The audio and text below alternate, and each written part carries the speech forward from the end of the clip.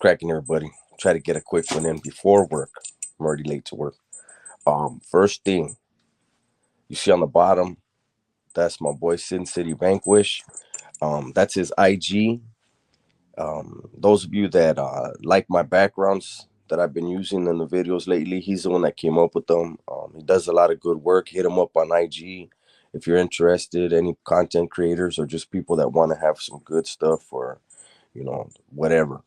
Um, so this video, quick video.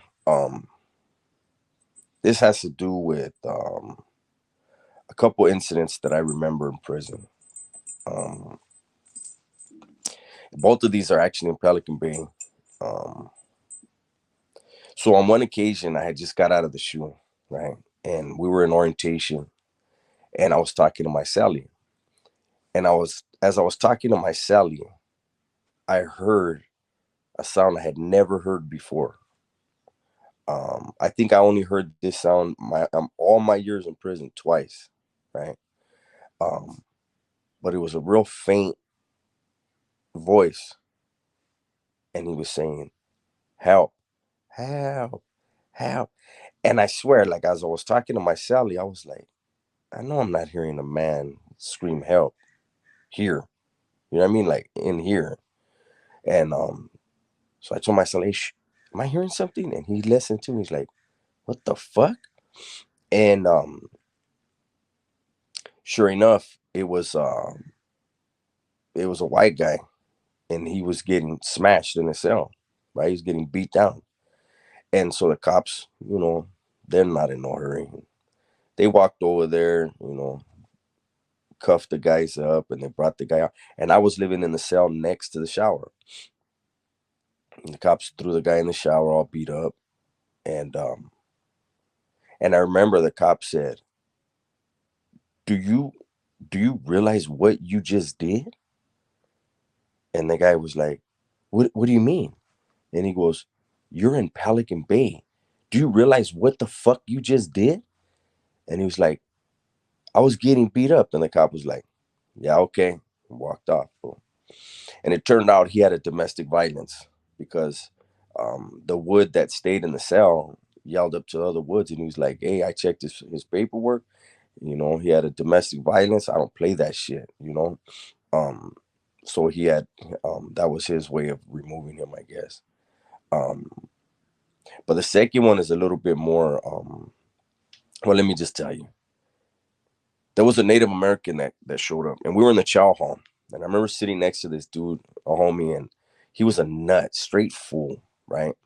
And as they were calling the rolls to leave, he saw the guy, and he was like, "Oh fuck no!" And so he ran us down the story. I don't want to tell you guys the story, the details, but it was a bad story for the guy, right? He didn't originally run with the natives. He ran with the North, and something had happened, and then he wound up trying to hide amongst the natives. And the homie that was next to me knew the story. So, anyways, um, he approached the homies and was like, "Hey, we got to get rid of him. Fuck him. I'm gonna run up in his cell and I'm gonna blast him." And this and that. And the homie was like, "You're not gonna do it that way. We gotta give the natives their opportunity first, and then go from there." And they said, "But you can talk to them. Go ahead." That was a bad move because he's an idiot.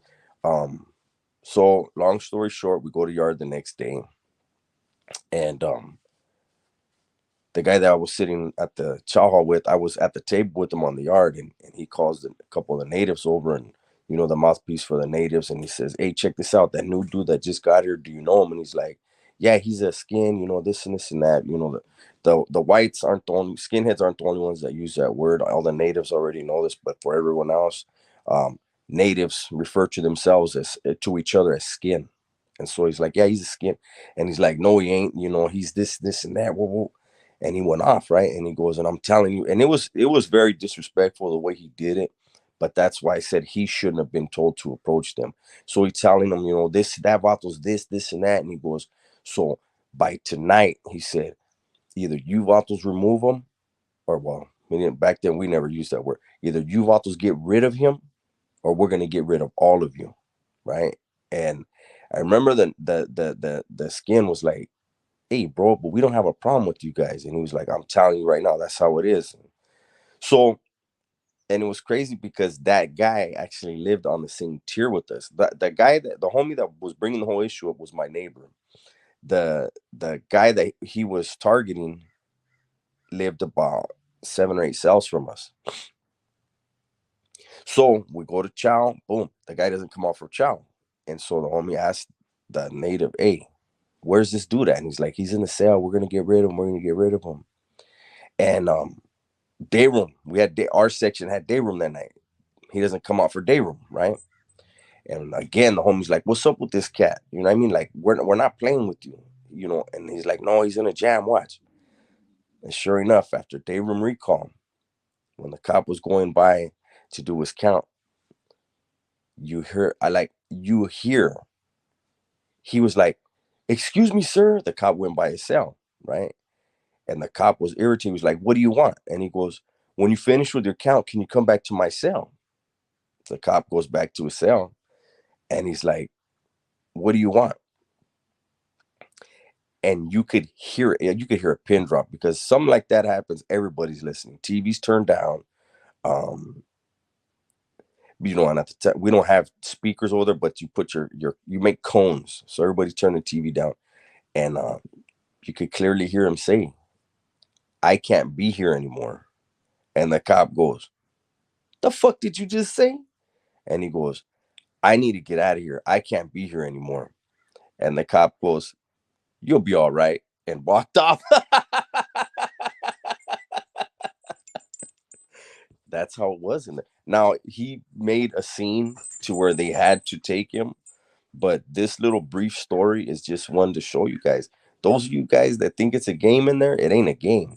And you think you can run to the cops for help, they don't give a fuck. They like seeing the bloodshed. Um, they don't give a fuck, and nobody else does either. So start giving a fuck about yourself. I got to keep this short. I'll try to put out another one a day. This is just your little breakfast. You guys tell the ones you love that you love them, right? I'm out.